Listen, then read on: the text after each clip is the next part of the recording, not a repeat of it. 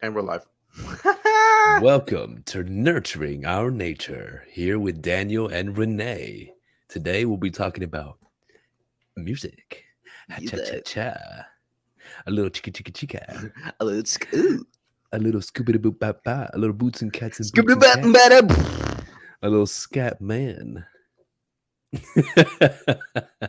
Oh I missed yeah. you, bro. We haven't done this in too long. Bro, Too long. if it wasn't for finals, if I didn't have to get a job, if I didn't have to have a life, Pesky things. yeah. Pesky. Eh. Yeah. All right. Oh my goodness. Let From me habits to music, huh? well, music is a habit. Well, Think about it. What we're do you gonna we're gonna go deep into that. I'll tell you what what. what do you do every morning when you go to work? I When I feel go like to work, oh, that's I, true. f- Like the little morning commute. I feel like most people listen to music on the way to work. Yeah, there's a couple of phases. There's different. There's a podcast phase. Then there's like the screw it. I'm tuning into the radio and listening to commercials for 30 minutes, Just to feel like you're connected to the rest of the world. just to feel like you're like mainstream for a little bit, Right. Yeah. just to know what the the Dude, I local love to commercials are in pretend. your town. Bro, I love to pretend too. 98.5, the blend. 98.5. But first, a commercial break. Are you tired of having windows? Yeah. Come over to No Windows Car Wash, where our machines will break your windows and your Oh, car will get oh, wet. Not washed, but sounds it'll like get wet. that It's sounds really nice. good. That sounds really good. I want Yeah, that. I want that's my that for favorite me on commercial. my body, please. Yeah, How do I even share this again? Golly. so you can go on YouTube or you can go to our Twitch. You can click the share link button, and from there, it's up to who you want to share it with. Who do you want to view this uncensored version of Daniel? Everybody. Where's Look at invite? me. Yay, 5 views. Hooray! Huzzah. Hooray! I forget, bro. How do you even Buddy, here, invite? I'm gonna share a video to you. I just need a link. Yeah, I'm gonna share the YouTube link with you. And then Do you you can share it share with do whoever you you share the want. link? Do you share the link? Here you go. Here's the YouTube one. And then I'll go to Twitch and I'll share that with you. And then you share it with some people. I'll share it with some people, and then my phone's gonna die. That's pretty much the Perfect. order we go in That's here. actually perfect. That's preferred. Oh great. I love when the clip art when we go live is just like my face like this. Like, Oh, that's good. It's all forehead. And we're live. Oh goodness. All right, I'll give you the Twitch one too. Here you go. I just kicked my camera. That was fun. I'm glad I didn't fall. And we'll be live soon. If you thought we were live already, no, we're not live. If you thought we This were is- live, this is the latency period. Yeah, we're live, but we haven't like actually kicked into speaking about what matters. You know what happens, bro? When you hang out on live for like an hour, this is why sometimes I think our pre-dialogue needs to actually be streamed. When you hang out on live for an hour, the algorithm for both YouTube and Twitch picks you up and sends you out to more people. Oh yeah, It it's happens. just like, It happens at the hour marker for some reason. listen to these people. Yeah. They've been talking for way too long. It must be important. They're probably tired, but who the cares? This is when they'll make a mistake and go viral. This is when we'll dox them. Yeah. Where do you live? No. I live 3412. 1143 Wilson Way. Dude. That's my address. Dude. Dude, no, dude. Oh fuck, they're here. Open up. Open up. I'm here to sell you chocolate. Your YouTube channel sucks. They're here. Oh, did you say? Oh, there it is, bro. Nice. Bro, I sent them to you. No. Is that the? Oh, that's the Twitch. I'm gonna send. Dude, look at I our sent you YouTube. I sent you YouTube and Our Twitch. YouTube like picture looks Hey, so good. Shout out to our boy Daniel Daniel our Delgado. Our boy. He's the mastermind behind our YouTube channel.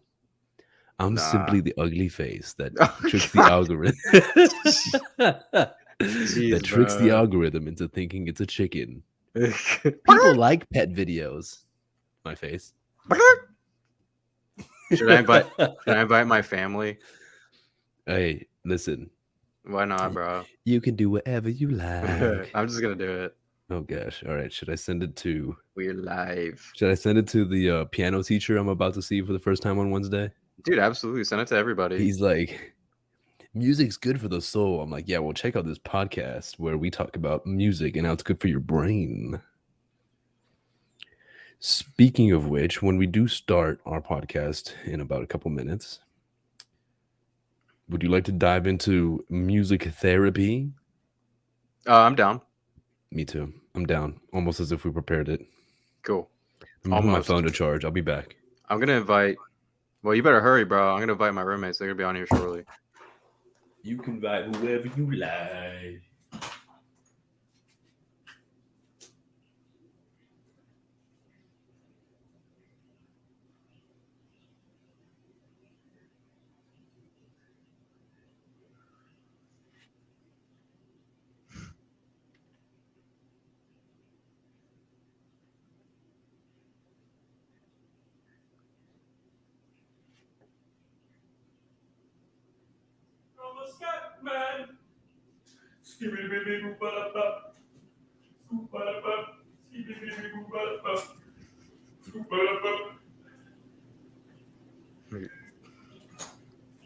Well.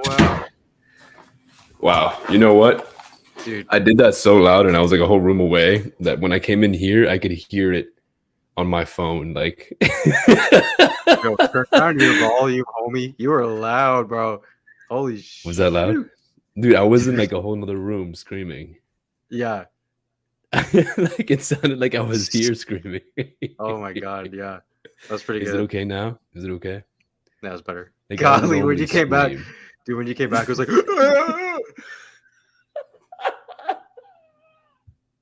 Oh my god, it's a please. Oh, my ears. That shit killed me. I did that as a joke. I was like, there's no way it picked up on that. I'm halfway to my Oh. room and it's like, I'm the scat man. Yeah, it picked up, bro. It totally picked Oh up. Lord. All right, I'm ready to go live now. Wait, Okay. we've been live this whole time?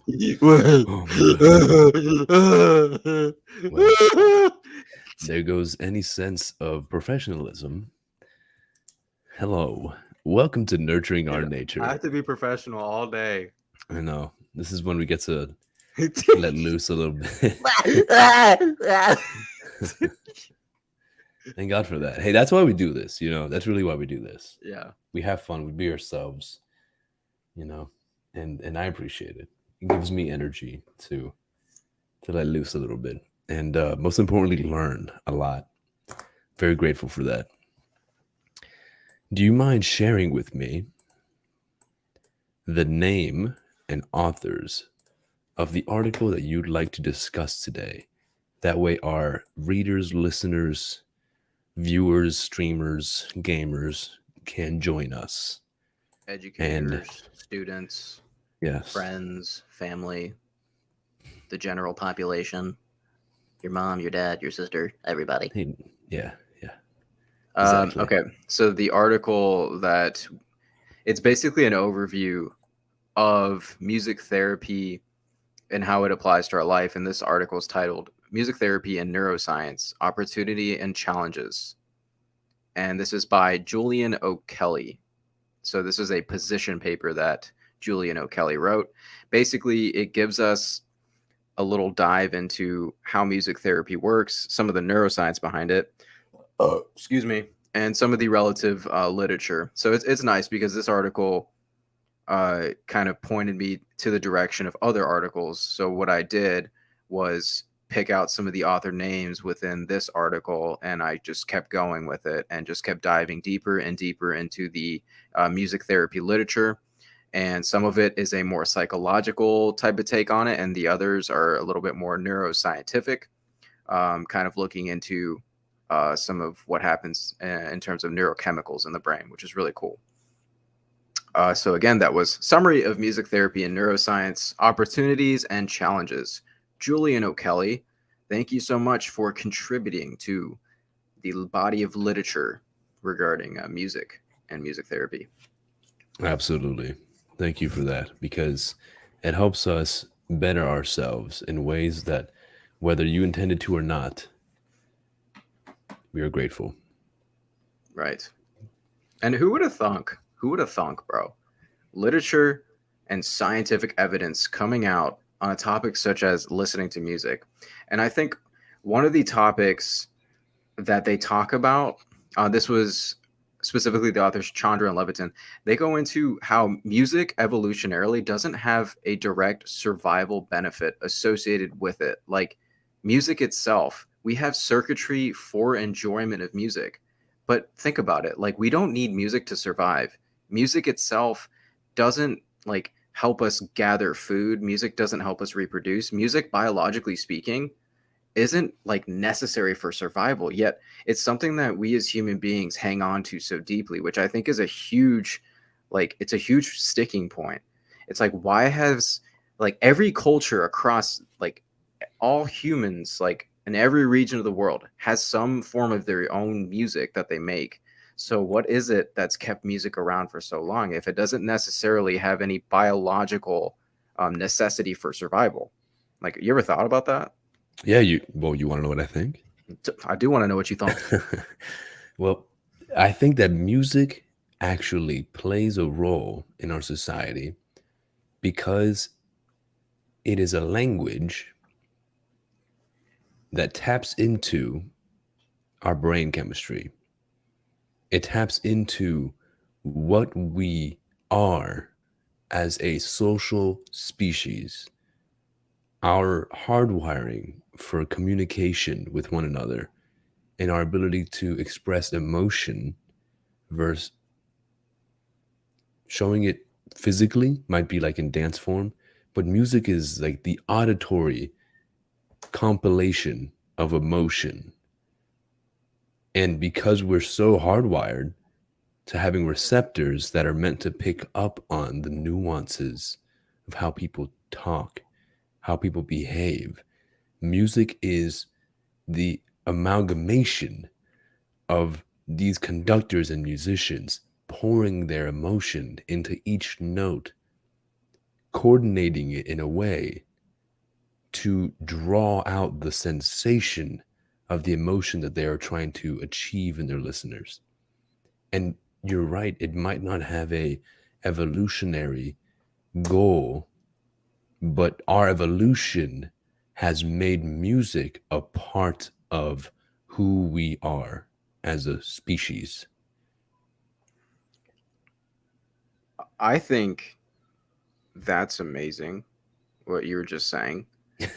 Um, it it's transcendent. It doesn't necessarily, like, if you look at it directly, yeah, maybe it doesn't necessarily have like a biological necessity to it. But I think it's evolved. It's almost like a transcendent, like you're saying, it's like we have physical expressions that we can have as human beings, like dance, for example. Like dance is a physical expression of a set of emotions that we're feeling at a time.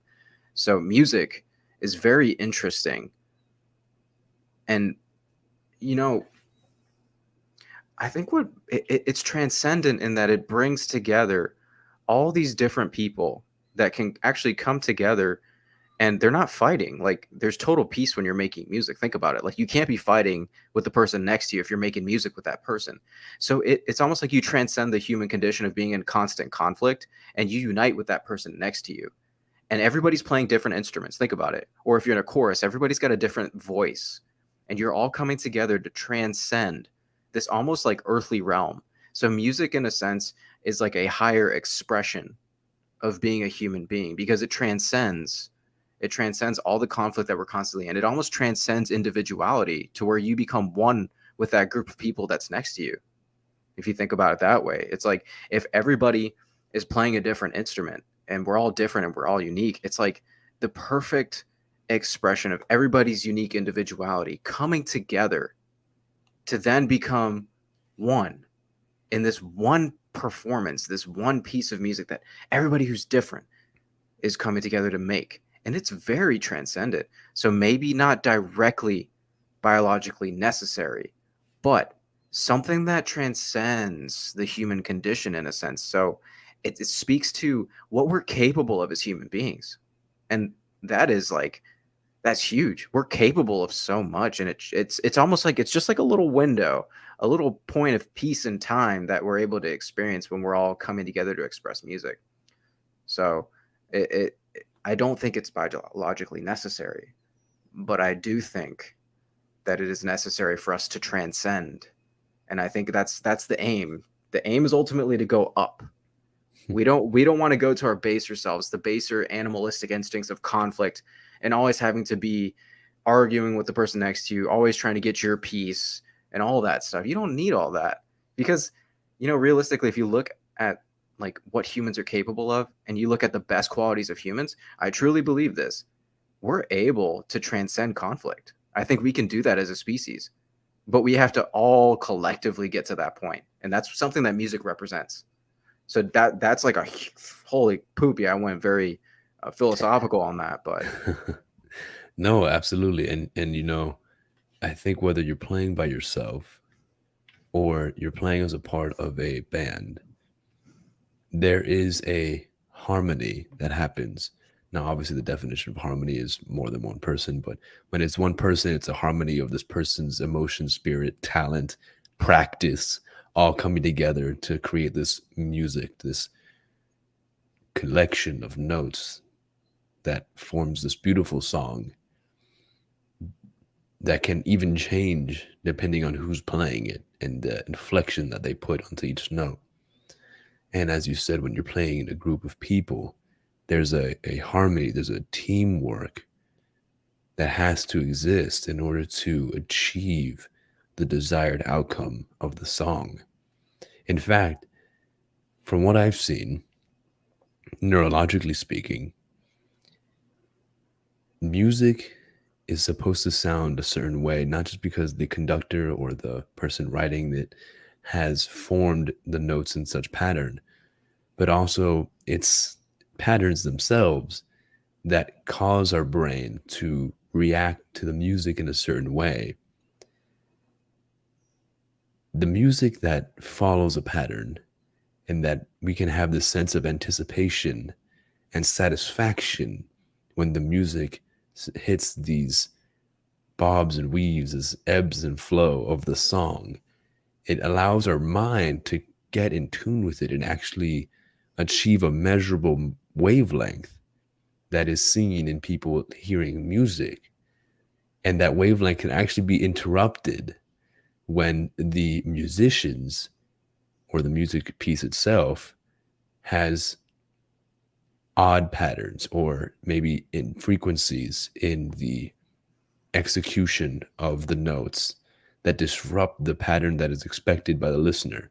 This may be intentional or not. It depends on the song, right? And you got like scary music oftentimes has patterns that are not so expected, more like jump scare type of notes that come about versus something that's more melodic and more of a love song or something.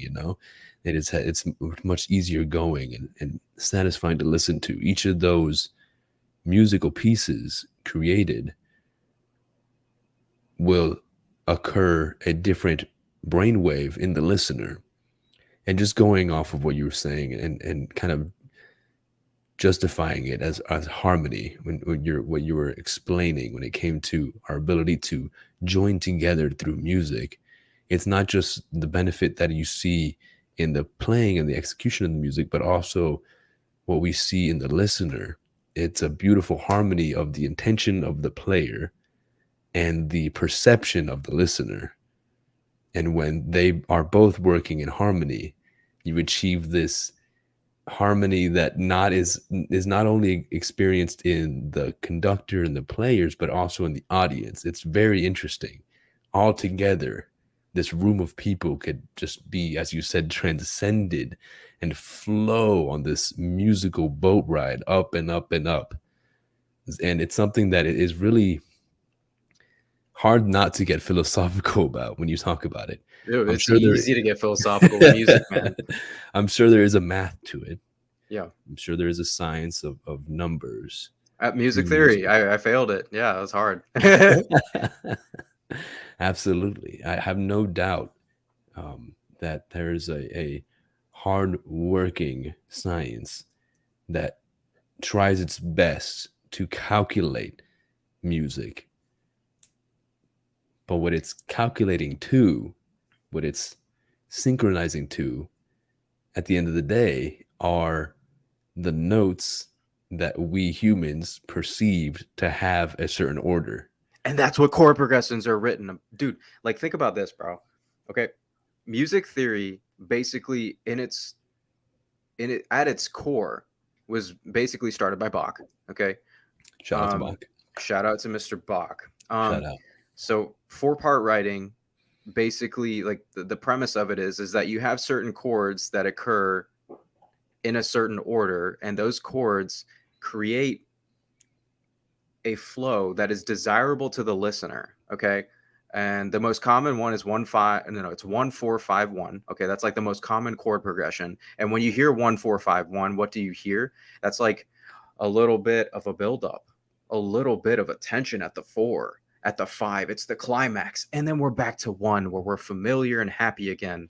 So that's what music theory is. It's like the science and the math behind, like, what leads The to feeling of it. good sounds. Exactly. What leads to this the subjective. It's funny because Yeah, you isn't can't it? separate objective and subjective.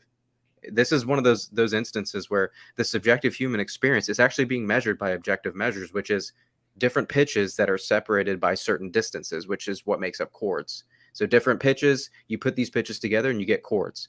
And those chords make you feel a certain way. So if I put this chord before this chord, I feel this way. But if I put this chord before this chord, then I feel this way. So that's what music theory is. It's mathematical distances between these different pitches and the combination of those pitches to create chords.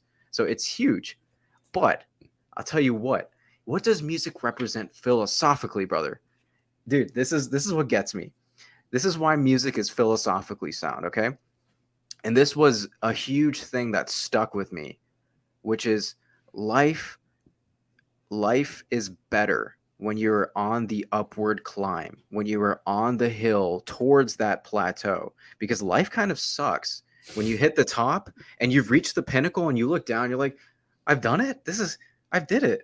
What's next? Oh, this kind of sucks. What do I do next? Like, the human condition doesn't allow us to just sit still. Like, we have to keep moving. So the best parts of our life are when we're on that upward climb. And what does music represent? Music is tension.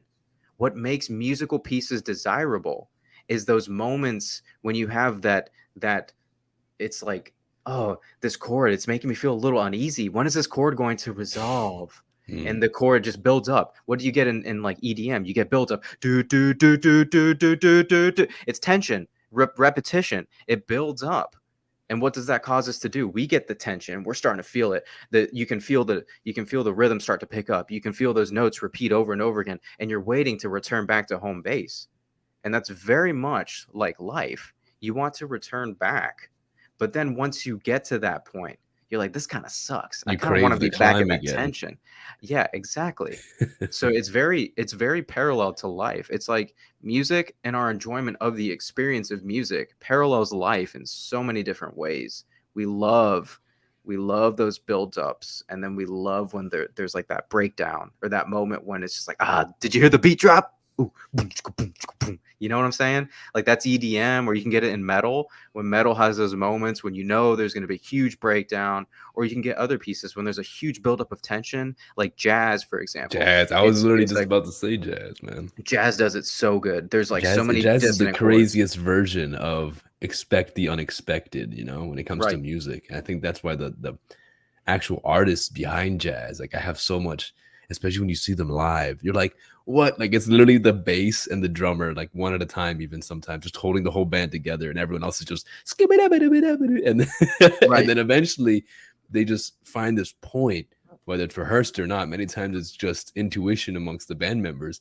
that just snap right back into place. And that's like, as the listener, you just been like in this free fall this whole time. Wait, The they're still together? saxophone. They're still Yeah, together? They're still exactly. cohesive? That's what makes it Exactly. cool, bro. Like when they're all Insane. like they go a little bit crazy and then they come back together and you're like, "Wait, that was a part of the performance?" Yeah. Dude, Yeah. hell It's like I yeah, that thought was they got cool. their sheet music mixed up for a second there. Yeah. No, I love that, dude. I think you actually nailed it on the head too when you were talking about, the anticipation of music and also the climb that we go through in life, and how many times the climb is satisfying because we're expecting or anticipating the resolve of finishing and reaching the goal. But then once you reach the goal, you realize that what you were actually addicted to, what you actually craved, was the climb itself, was the anticipation. That's what made the goal satisfying in the first place. No one's just like hitting the C chord, like boom, and they're like, yes, that's a banger. No, it's like the song is built around getting them to that point. The anticipation, the workup, the bob and weave, the in and out of the song before it finally resolves at that satisfying chord. How boring would music be if it was just that satisfying chord the whole time? There's no tension. There's nothing. There's no work You that you never you have to never do. left home. You're just there. Boom. Like, okay, well, this is Uh, cool. Constant. That's just like when you with anything in life, when you engage too much in a pleasurable activity, it doesn't feel good anymore. It Like loses its value. it loses its value. That's like any drug that feels good. Actually, we'll talk about that in a little bit, the opioid example, but just like opioids, patients that have low back pain, they take opioids. Everybody knows that like you keep taking the opioid, it's not going to reduce your pain anymore over time. It attenuates, it stops working. Like, and that's how it is with music. Anything that feels good for too long starts to lose its value because life and the experience that we're in is dichotomous in nature. You always, as a creature, as human beings, we have to compare to other things. It's always comparative. You can only know what it is not by what it is. Okay, so if I'm always experiencing good, I start to feel bad because I have to experience the other. So if you're only experiencing good things in your mind, you're actually going to create discomfort so that you can understand and actually continue to exist, because it's like the human framework, the human mind, it has to exist in a dichotomy regardless of what you're doing. Yeah, like the nature that we comprise based on the hardwiring in our mind that we've been, you know, acquired that we've acquired through generations of not doing what we're doing now. I'll tell you that much. Right. Through generations of actually having to struggle hard and hard and hard, versus nowadays many things are just handed to you, instant gratification. And I think many people in probably the most comfortable society we've ever lived in, highest depression rates. I mean, there's plenty of factors we're not going to go into right now, but it's much more than just we are plateaued and we just are comfortable. But at the core of this conversation here and relating it to music and into the nature of our mind, we are built to seek discomfort. We're built to attain a higher level of achievement through work.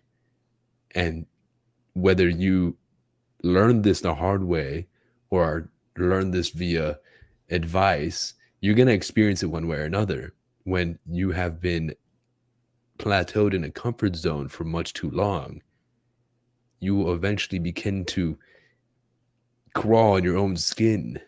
You become so uncomfortable just being there. And, going back to the music, it's much the same. Things can get very repetitive and boring, even if it's the most satisfying note, most satisfying chord. It's the journey, really, is what I'm trying to get at here. The journey that makes it satisfying, because that's just how we're built, really. I don't really know what other explanation for it. And that same concept of like that tension, you can apply it to any art. Like think this is the beauty of like discussing one topic like music. Like think about it. The tension, it's called a chord progression for a reason. Okay? It's a progression. It leads towards something. We as humans thrive when we are progressing towards something. Think about this. The tension that you apply to your muscles is what leads to the growth. Okay? It's like stuff like that. There's these universals that just seem to exist throughout the human experience. And if you like dig deep enough, you'll find that these same universals will apply all throughout your life. And it's not just for music, but like take the same exact concept and realize that like if you spend time in tension, what does that tension lead to? Growth. It's almost like it progresses you towards something. And that's why I love that it's called chord progressions, because it's like deep within our psyche, we desire to progress. And we deeply know that the only time we can progress as human beings is when we are like under a point of tension, because the growth happens when you're placed under a load. Just like your muscles, when your muscles are placed under a load, what happens? You progress. What happens with the music? When you get tension in the music, it progresses towards the relief. Back to chord one. And going back to the music, 'cause I know I feel like I and you have definitely taken this on a philosophical journey. Let's bring our audience back down to the home base of the topic here, but it's still relating it to what you were saying. I want to talk about prediction Yep. and how music and the listener, very interestingly, you could measure the brain waves of someone anticipating and predicting what's coming next. And I don't know, I'm sure, I mean, as a musician, you have to be able to do this. You know more than I do. The ability to predict whether you're performing live and you're looking at the other, performers and you're going off the cue, the little nod of somebody, all that like anticipation and prediction.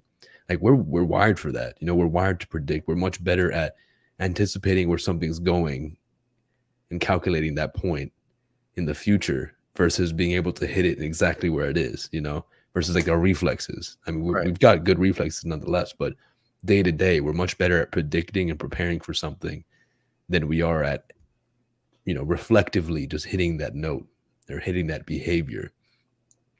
And I think it's interesting that music and how it works in the mind, how it's processed, has a lot of similarities to the behavior and the habits that we were actually discussing in previous episodes. And I wonder, can they be conjoined? Can you use your ability to anticipate a song that you've been listening to at the same time every time you do a certain task to actually trigger the following behaviors?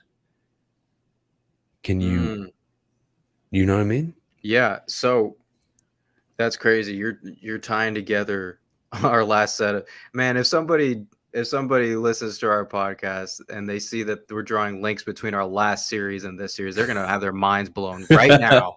I Right hope now, so. you're gonna have your mind blown. But So I you hope didn't predict somebody, that. yeah, but oh boy. But dude, absolutely. So that's the element of context that we talked about with regards to when we talk about habit psychology. We know how important it is to set context, and music itself can operate as a context. It sets an audiological setting or a framework for you to work within. So when you set that context, you associate that with certain activities. And so I from your question that you just asked, I think absolutely, absolutely. Just like you can remember, it's not as simple as like Pavlov dogs. Like humans and how we operate is a little bit more complex, but to some degree, um, yes, if you use music to set a certain context, then it can absolutely serve like to get your habit done. So if you associate, let's say, what is it, like that hip hop? It's not like fully hip hop. It's like jazz hip hop. What's that called again? Lo-fi.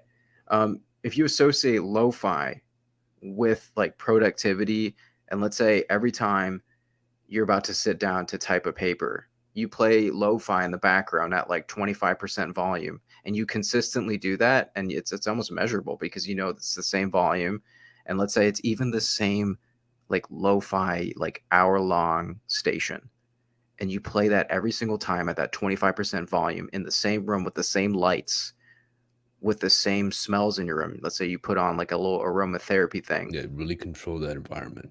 And yeah, exactly. If you set that context and every single time you get in there, you zero in to your paper that you're typing, like that's powerful stuff right there. That's gonna that's gonna turn you essentially into like a 100% like completion rate for that task at hand. Like metal music and lifting weights. Danny, I could not agree more. When it comes Oh, to you got the chat open. Where's this at? it's on the main thing. Uh, you see Oh, it? okay. Yeah, no, dude, Here, I'm like gonna leave my camera how it was because you weren't lagging earlier. So, but go okay, on. yeah, What did don't Danny touch it. say? Read it to me. Yeah, Danny said so when we were talking about how like music can set context. And Danny said like metal music and lifting weights. And every time I lift weights, what kind of music do I listen to? The heaviest, the heaviest of metals in the world. Like, dude, every single time I hear that, like Mercury. something clicks in my brain. Yeah, exactly. Listening to Mercury.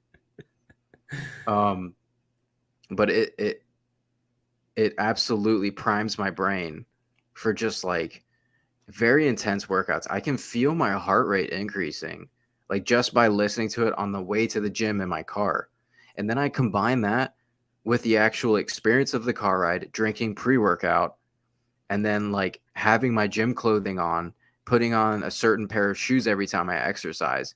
I have a context right there. If I do all of these things leading up to the exercise, then I know without a doubt that I'm going to have a nasty pump.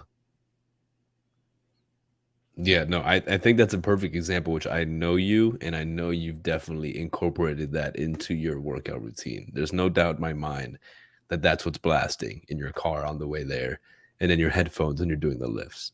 There's no way. I mean, maybe a couple times a week you might switch it up, but if I could put money on it, Daniel, you're listening to metal in the gym. You know it. And another thing, bro, our heart rate, like our heart rate is it actually matches. I'm not gonna say it's 100% accurate, but there's been some literature that discusses this, how our heart rate matches the music that we listen to. So maybe it's part of like why I like metal so much, because metal like as a genre is like elevated in terms of the pace that music takes place. Like metal occurs at like 120, 130, 140 BPMs. When your heart is beating at 120, 130, 140, that that is great cardiac output. Like you want your heart to be Hmm. beating at 120, 130, 140. Reason being, when I'm increasing blood flow to my like peripheral muscles, dude, I'm getting a massive pump. My strength is increased. Like I'm able to do more activity. I'm able to like increase the amount of like weight that I'm pushing. Reason being, I'm getting more blood flow to my muscles. And that's a result of listening, potentially, some of the literature suggested, to music that is increased in terms of BPMs, because our heart seems to match the beat that's being given to us. Now, do you think that has to do with like the mathematical perception of music or the emotional perception of music?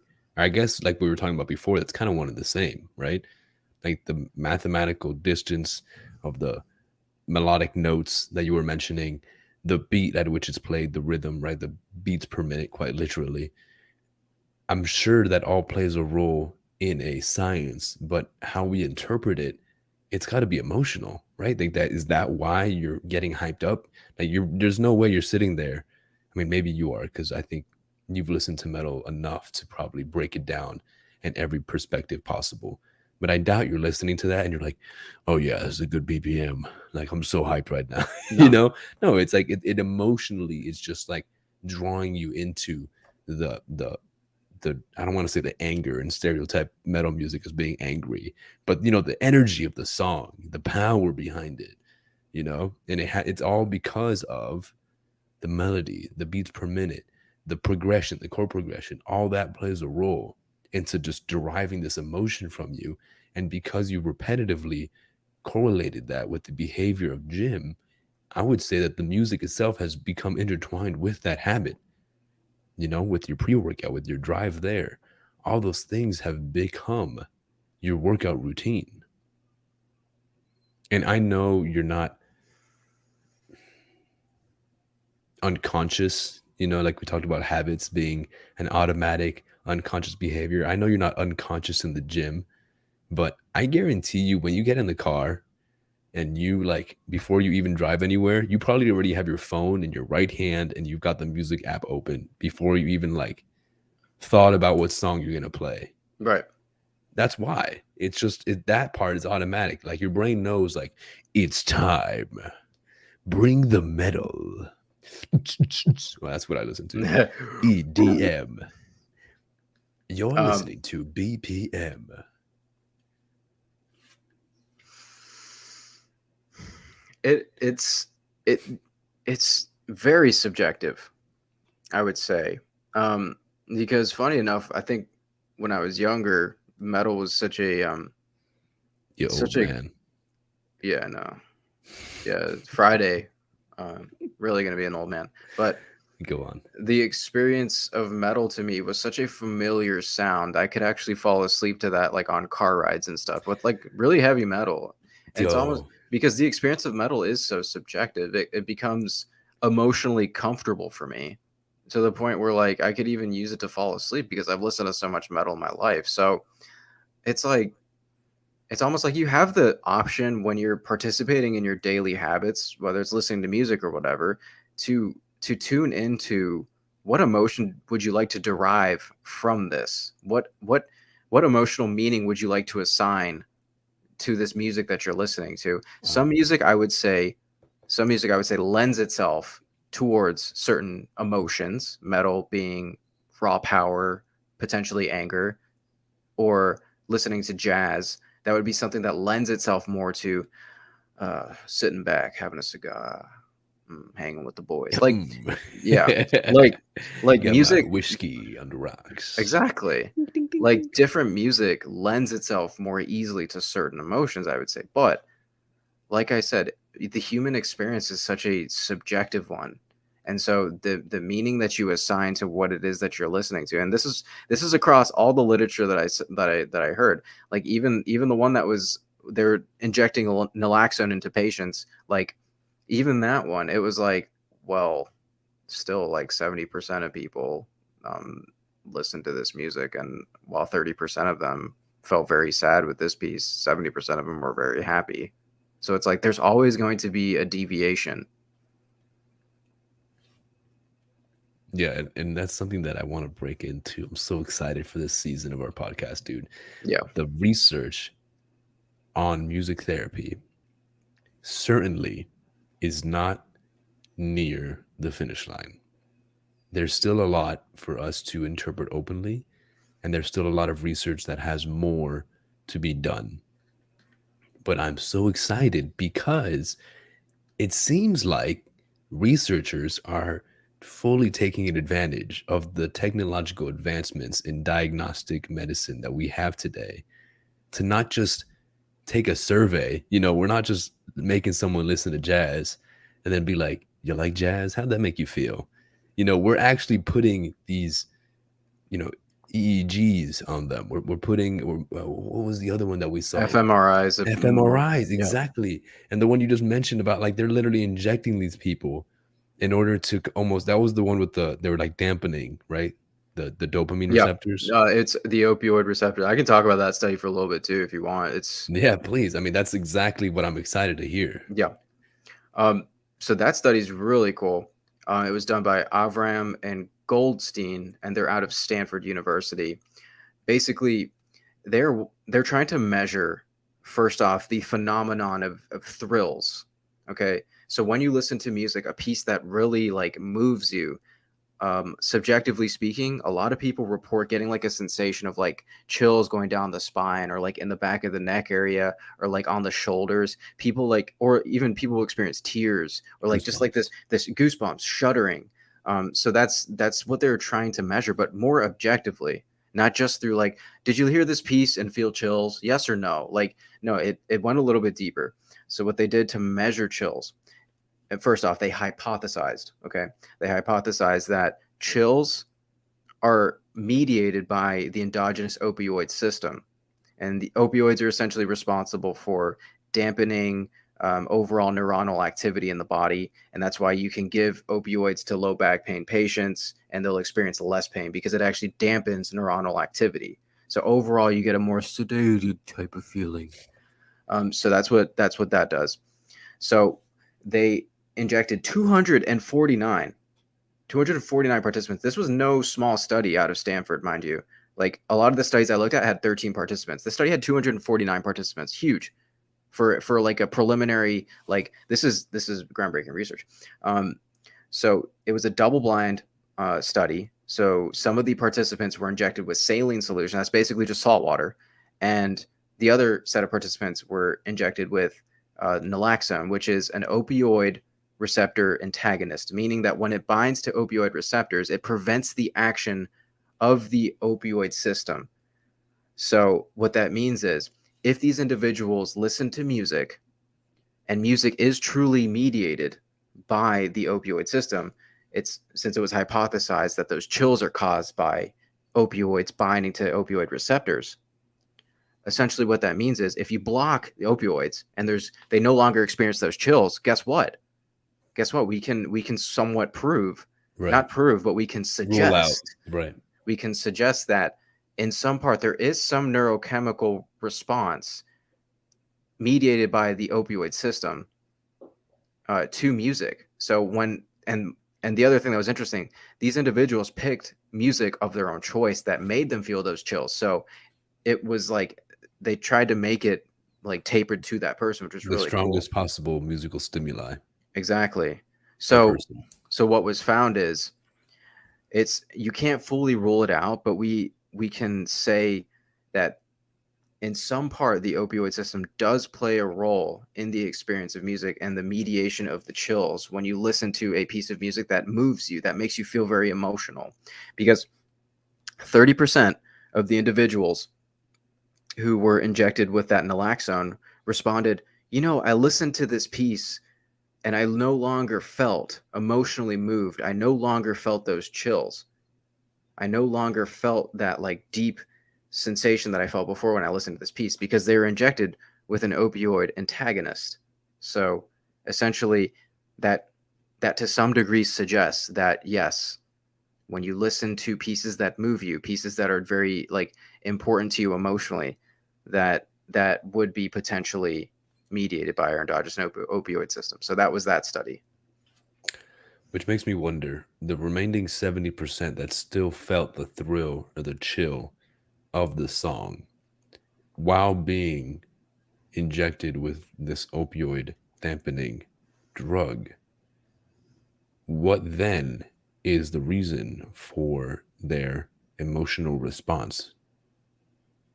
And so the other studies that I looked into hypothesized. So there's obviously we have other neurotransmitters that can still potentially make us feel good. Now, mind you, this neurotransmitter that I'm going to talk about is not a feel-good neurotransmitter.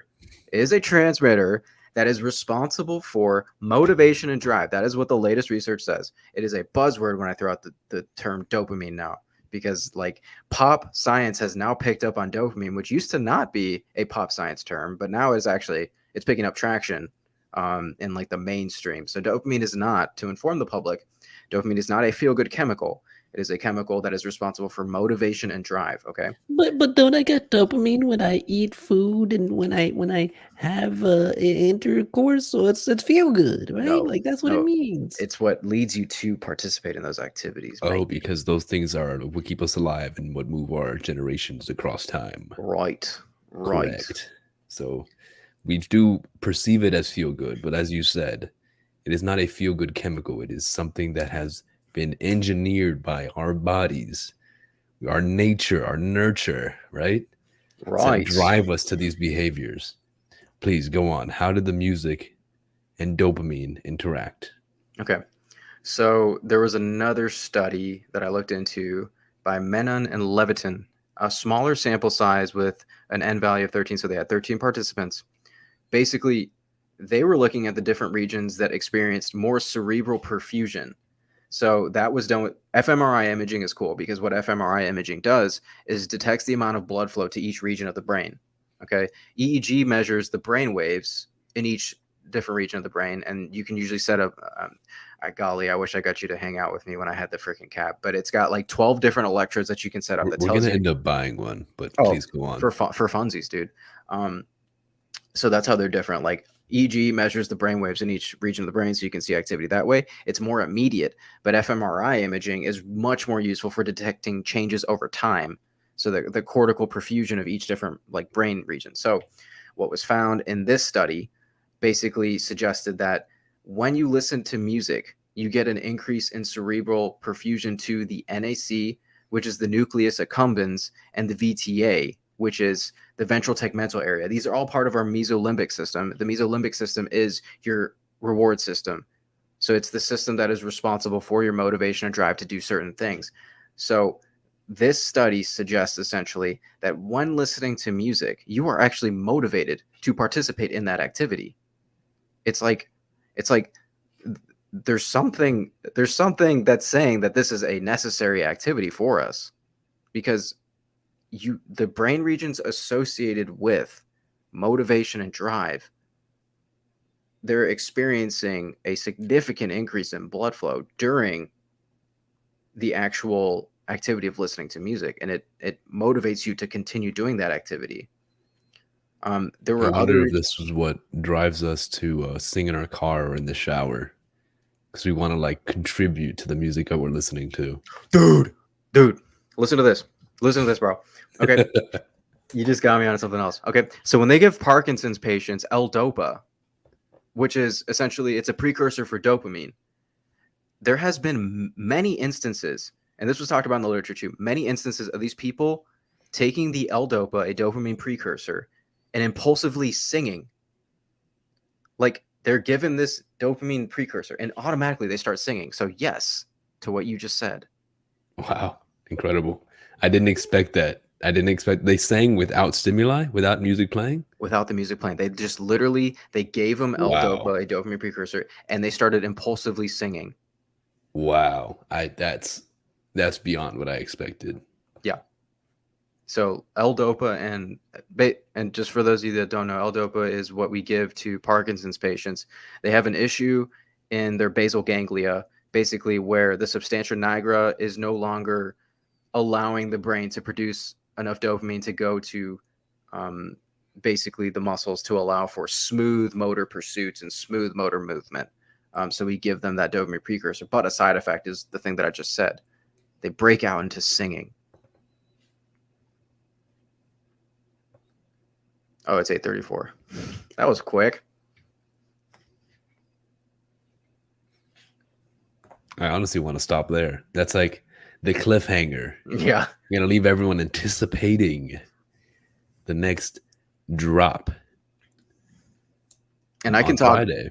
Yeah. On Friday. I think that it wouldn't be a bad idea to share copyright. I was gonna say share some music, but I suppose we can't do that. But We can do it. We can do it on on live. We can do it on live, but I can't post Post the video on YouTube. on the sites. But it Got can be live. Like we don't have to. I can edit it out and not post it on YouTube. Morty. Right. Well, hey, I mean, we definitely can have fun with this. Like, this topic is something that I'm really excited to dive into. Yep. And like I had mentioned to you over text, the more I study these articles, the more I want to start making music again. And I don't care if I don't produce anything that gets published. I just want to like start practicing music and start making and participating, with an instrument. Again, I'm not nearly at the skill level to be playing with a band, but I'm definitely curious enough, and clearly, as we've researched, hardwired enough to appreciate and to want to create and to partake in the creation of music as well as the listening of music. So I'm very excited for the coming months as we dive into this research and I do it firsthand. But I want to actually go back before I let you go. Mhm. Hold on. What have you done since our last season in regards to behaviors? Have you added or broken any behaviors, any good or bad habits that have been formed slash broken since our last podcast season? Massive changes. Massive, right? Yeah, I'd say massive because of me switching contexts and me basically creating a room. Like, this is my room right now. My room in this corner specifically says, when I wake up in the morning, I look to my right, I'm a podcaster. My name's Daniel. I'm a podcaster. When I look right in front of me, I got 2 guitars hanging up. What does that say to me? I'm Daniel. I also play classical guitar and I play acoustic guitar. These are the things that I do. And I look to my left. What do I see? I have a calendar. I have a habit checker. I can look at my habits. So I've created an environment that basically says, these are the things that I want to do with my life. And aside from that, I've also been given the context of 8 to 5. I have work now. So I have to really be diligent with my time. And if I don't map it out, I'm not going to be effective. I'm not going to live the life I want to live. And ultimately, this goes down to my philosophical core, which is I don't just want to be somebody that works and then comes home and crashes. No, to my core, I want to be somebody that, yes, I work and I love the work that I do because it reduces people's pain and suffering. That's cool. I love that. But I also want to contribute to the world in the realm of ideas. I want to contribute to the world in the realm of music. So, like, there are many parts of me that I would like to share with the world. And I don't want it to just end when I leave the workplace, okay? Because Absolutely. there's so much more to life. There really Absolutely. is. And it's not just wasting the opportunity to teach others, but it's also wasting the opportunity to, really exercise your mind in more than one way. When you go to your 9 to 5, 8 to 5, you're exercising your mind in that environment and with those cues and with those patients.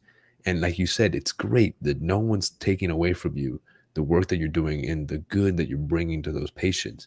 But there's so much more to your mind that you can't possibly tap into, at least today in the job you're working at right now.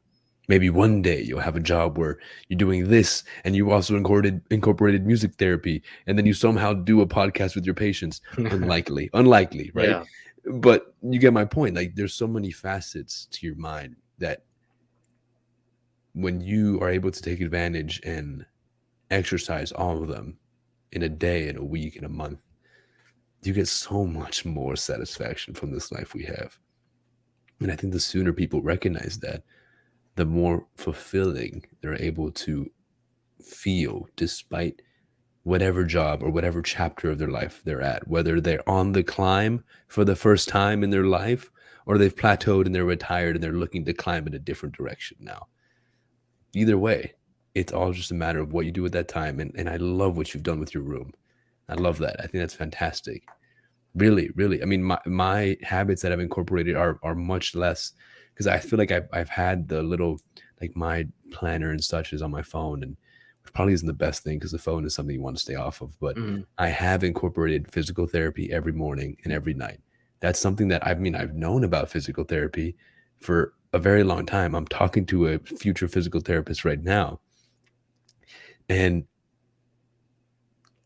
actually making the habits to do it every morning, every night has given me so much relaxation, muscular relaxation. Right. I no longer have these uncomfortable tension points that just go untreated for so long. It's something that I could wake up like, ooh, I got a little itchy ouchy right here. I do my stretching for 15 minutes, gone. Mm-hmm. It's incredible, and it's because I've incorporated that habit. Same thing like with the water. I think I told you this before. I'm walking around with that gallon everywhere, man. Good. I'm whether I finish it every day or not. I'm not trying to be too hard on myself. Doesn't matter. You have the cue. The I cue got the is gallon the right weight. there, bro. And what happens with that? You actually get rewarded because that's less weight you have to carry around as you drink more of it. It's Nah, I literally like a when it's cue. full, man. I like bringing that big thing up. I'm like doing bicep curls with it. Yeah. But hey, man, I'm really excited. It's good to be back, Daniel. Thanks for coming on here. I hope the audience has had a good time. Thank you for participating in the comments. I hope you like, subscribe, comment in the video down below. We really appreciate you all. this might be cropped out by the time it gets posted, but you know what? I'm still thankful. I really Me am. too. I'm It's looking forward to the nice. next time we get on here. Let's do this again Friday if we can. How about that? Yeah, Friday for show. Oh, well, if we can. Oh right. If we can. I don't know. Maybe. Yeah, we'll see what happens. We'll see I what don't. happens. I don't like canceling. That's gonna make me angry. Yeah, I well, want to maybe be. I maybe want we to. do like a impromptu like 15-minute one where we're just like quick little like round off Yeah. Western shootout of like ideas. Well, I real mean, quick. Friday's informal, anyways. Like Fridays when we Exactly. just hang out. So, Exactly. I'm. I think I'm down for that. I'll come on for a little bit. We got it. You know what, dude? For consistency's sake, I don't care. I don't care. It's my birthday. Whatever. I want to be on. Feliz cumpleaños. Gracias, hermano. Early feliz cumpleaños. Yes, sir. Well, with All right, that, friends. this has been Nurturing Our Nature, signing off. Cheers.